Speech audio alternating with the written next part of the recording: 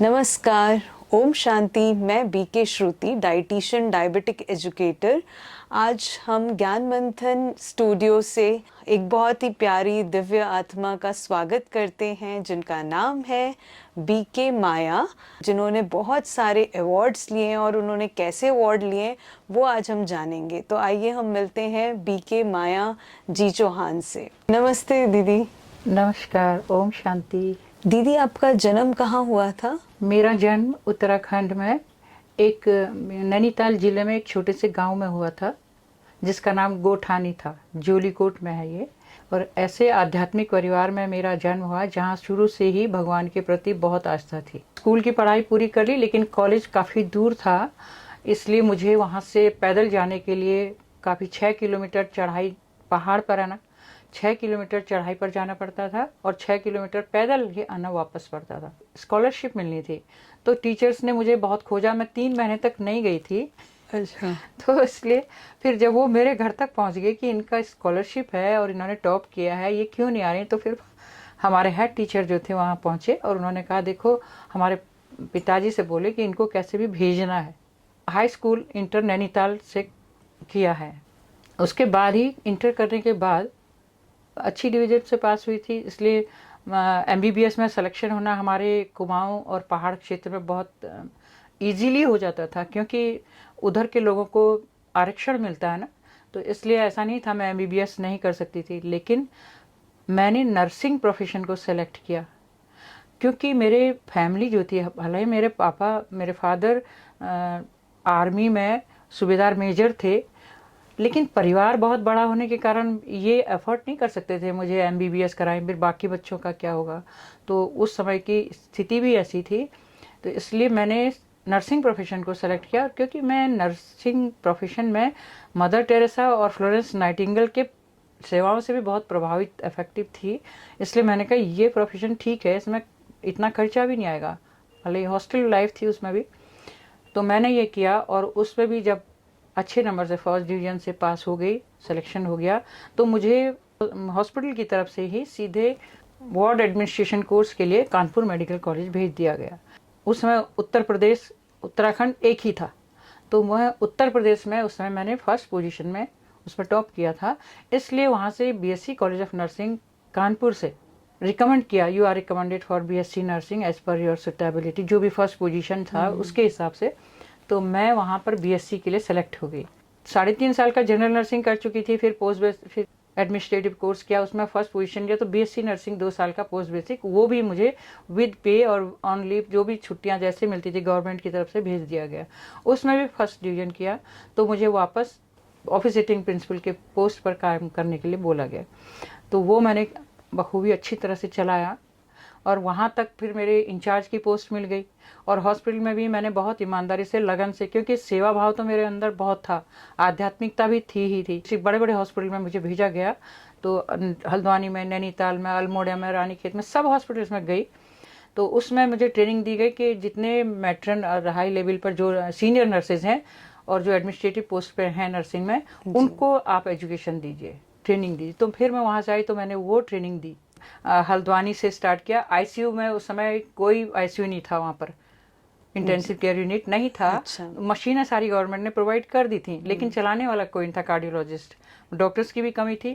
तो फिर मैं जब आई तो उन्होंने कहा कि आपको ये काम करना पड़ेगा, जो ऑपरेटर आते थे सिखाते, तो डॉक्टर आप सीख लो, हमारे पास समय नहीं है। तो मुझे और अच्छा लगा, मैं तो पकड़ लेती थी फटाफट, मैंने वो भी सीख लिया। और फिर जितने भी हॉल्टर वगैरह सब मुझे सीखने को भी मिला और करने को मिला, फिर मैंने औरों को भी सिखाया। तो ये मुझे बहुत अच्छे अवसर मिले हॉस्पिटल में।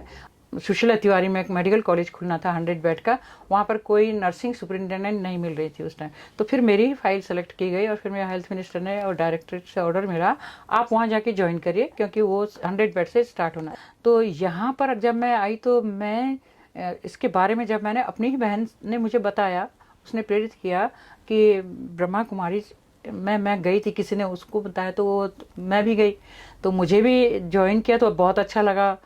पहले दिन तो मुझे बाबा के सामने बैठ के बहुत ऐसा लगा जैसे सारी जिंदगी कहानी सारी बाबा को पता है और मेरे अंदर के सारे विचार बाबा को समर्पित कर दिए और मेरे आंखों से आंसू हुआ। फिर भी मेरे दिल में इतनी दया करुणा का भाव भर गया और ज़्यादा कि फिर मैंने सोचा कि मैं इसे ज्वाइन जरूर करूंगी। मुझे बहुत शांति, एकदम पॉजिटिव वाइब्रेशन मेरे अंदर आ गए, इतनी शांति, इतना सेटिस्फेक्शन मिला। मेरी सारी थकान जो इतनी मेहनत करके, ऐसे ही नहीं मेरी सारी एजुकेशन गई थी, बहुत मेहनत, चढ़ाई भी की, उतार भी किया था, इतना मेहनत, तो उसके बाद मुझे इतना रेस्ट मिला मेंटल, और इतना पीस मिला, हल्का हो गई मैं एकदम। और ताकि मैं आगे को भी इतनी एनर्जी मुझे मिली, फिर जो योग और धारणा वाली बात होती थी ना, ज्ञान योग धारणा सेवा, जो यहाँ एजुकेशन मिली, उससे तो फिर मुझे एक रास्ता मिल गया अपने अंदर एनर्जी भरने का। और भगवान ने फिर मुझे इस तरह से पावरफुल कर दिया कि मैं आगे और सरलता से अपने जॉब में रहते हुए बहुत मदद मिली। 2001 से फर्स्ट विजिट था, और उस फर्स्ट विजिट के बाद भी मैं हर साल आती रही, और बाद में तो फिर मुझे यहाँ आते आते साल में 2 बार 3 बार अच्छा लगा। ग्रुप के साथ तो आती थी, लेकिन यहाँ आकर हमें डायरेक्टर प्रताप भैया से मिली, तो उन्होंने कहा कि आप हमारे हॉस्पिटल में NABH चल रहा, नेशनल एक्रेडिटेशन बोर्ड का जो चलता है ना, कंपलसरी हो गया था अब, तो जब आप वहाँ से करके आई हैं सब कुछ, तो आप हमारे हॉस्पिटल में सेवा दीजिए, वहाँ क्या करना है सब्जी काट के, हमें पता नहीं था। फिर मैंने वहाँ थोड़ी सेवाएं वहाँ दी हॉस्पिटल में, किस तरह से NABH के अकॉर्डिंग सारी सेवाएं करनी है, तो वो थोड़ा अच्छा हुआ, मुझे भी बहुत अच्छा लगा। बाबा ने मुझे एक जौ तिल जैसे डालने का यज्ञ में। लेकिन ब्रह्मा कुमारी में आकर के आपने ज्ञान को लेकर के कैसे अपनी सिचुएशन को क्रॉस किया? पहले जैसी भाग दौड़ तो मेरी भले ही बढ़ गई थी।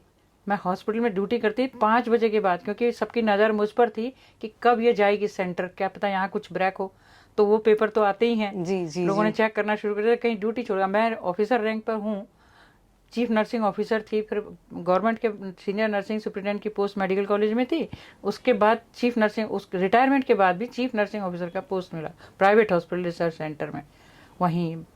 उसके बाद ही मैंने सोचा 5 बजे तक ड्यूटी करने के बाद मैं सीधे जाती थी ब्रह्मा कुमारी आश्रम में, वहाँ से मैं सीधे जाती थी जेल और उसमें कैदियों को शिक्षा देने, क्योंकि उस समय तक कॉलेज स्कूल बंद हो जाते थे। और छुट्टी वाले दिन मैं स्कूल कॉलेजेस ऑफिसेज में सभी को टीचिंग देने, और ये नैतिक शिक्षा और जो यहाँ से मुझे पढ़ाया जाता था, वो मुझे बहुत मदद मिली कि ये जो मैं चाहती थी वो मुझे वहाँ से मदद मिल रही, बाबा के घर से, और मैं वहाँ से उधर ट्रांसफ़र कर रही हूँ। मैं जैसे एक मीडिएटर हो गई, एक निमित्त बना दिया परमात्मा ने, तो मुझे इतना हल्का और आसानी से मेरे हॉस्पिटल के काम भी बहुत आसान हो गए। हमारे दर्शक सभी ये जानना चाहते हैं कि आपको इतना ऊंचा अवार्ड, राष्ट्रपति अवार्ड से आपको नवाजा गया, तो इसका क्या गुप्त रहस्य है, वो आप बताएं।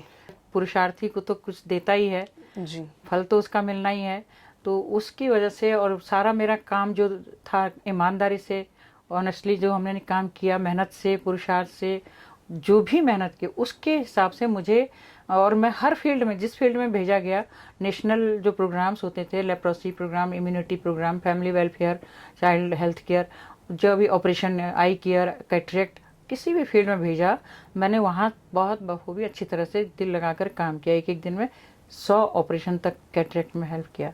ये अवार्ड मुझे 12 मई 2013, फ्लोरेंस नाइटिंगेल का जन्मदिन होता 12 मई, ओके। उस उपलक्ष्य में राष्ट्रपति अवार्ड दिए जाते हैं, तो सेलेक्ट करके दिया तो जाता है। मतलब जो आपका बचपन से लक्ष्य था, आपने मदर टेरेसा और नाइटिंगेल हाँ। को वो किया था, वो लक्ष्य। आपका लक्ष्य पूरा हुआ 2013 में। तो आप ब्रह्मा कुमारी से आपने कब ज्वाइन किया?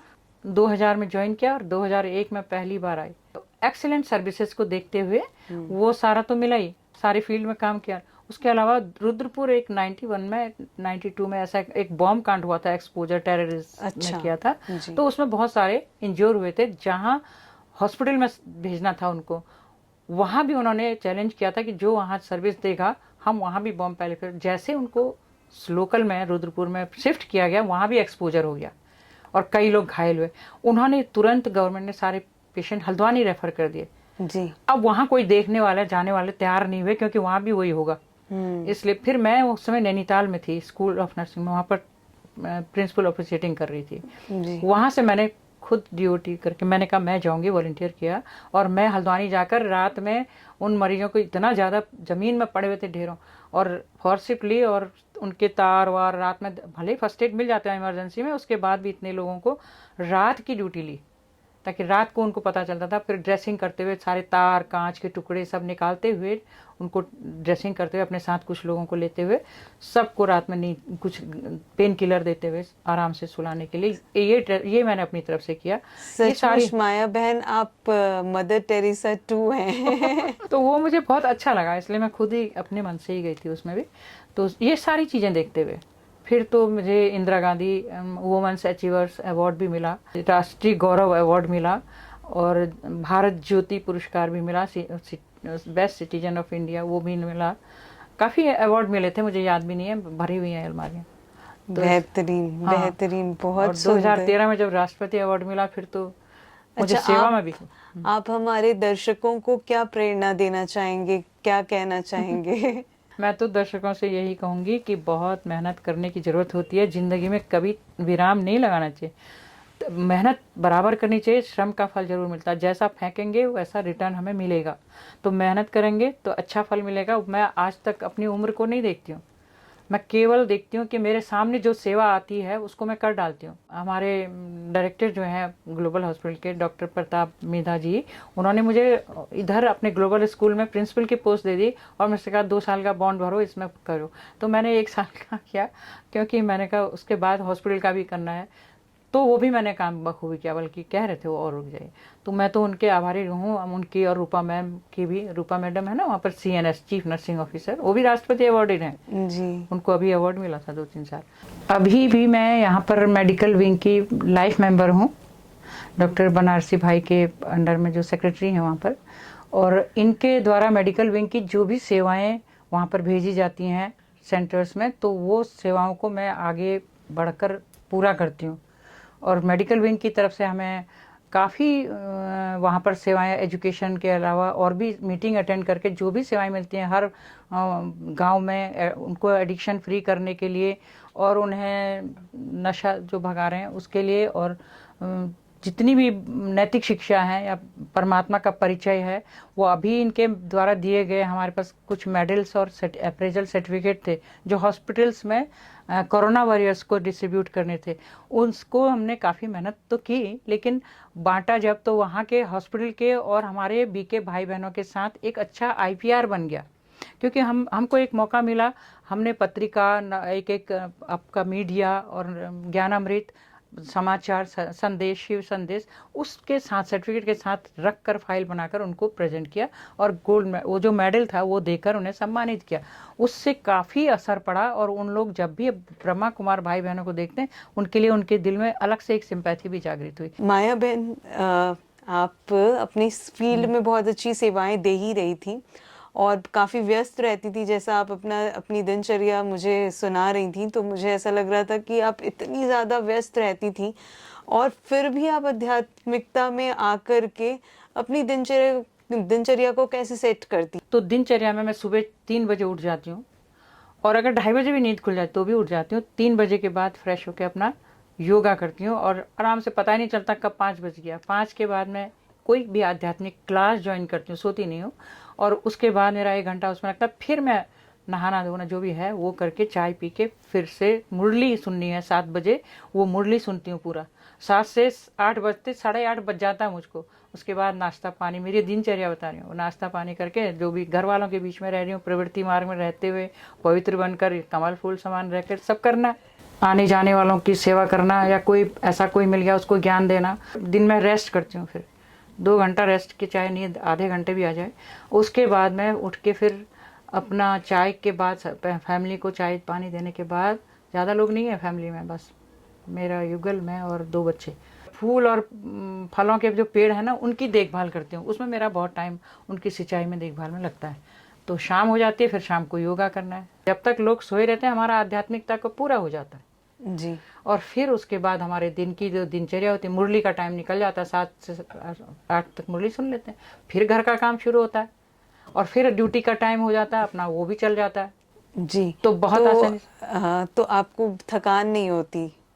थकान, बाबा की डायरी में आलस्य और थकान का तो कुछ है ही नहीं डिक्शनरी में वर्ड, वो खुद ही चला जाता है। जब हम एक हैबिचुअल हो जाते हैं ना तो नेचुरल हो जाता है, हर चीज़ नेचर में आ जाती है और उस तरह का हो जाता है कि हमें पता ही नहीं चलता, ऑटोमेटिकली हो जाता है वो काम उसी तरह से एक के बाद एक। जी। तो कोई मुश्किल नहीं है, बहुत और हल्का लगता है। सुबह जो मेडिटेशन करते हैं ना, उसमें इतना पावर भर जाती है, एनर्जी पॉजिटिव वाली, तो वो हमें चलाती है दिन भर, और इतना हल्कापन लगता है। और जिस दिन अगर मेडिटेशन छूटा नहीं, आज तक ये बात है, ना कभी मुरली छूटी ना मेडिटेशन छूटा, बराबर चलता ही रहा। जी, बहुत सुंदर माया बहन, जो आपने सभी दर्शकों को बहुत अच्छा मार्गदर्शन किया, बहुत सारी आपने प्रेरणादायी शब्द कहे, तो आपका तहे दिल से बहुत बहुत शुक्रिया। तो हम सभी ने देखा कि कैसे माया बहन ने बखूबी अपनी कार्य क्षेत्र में इतना सुंदर आध्यात्मिकता और कार्य को लेकर के आगे बढ़ती रहीं और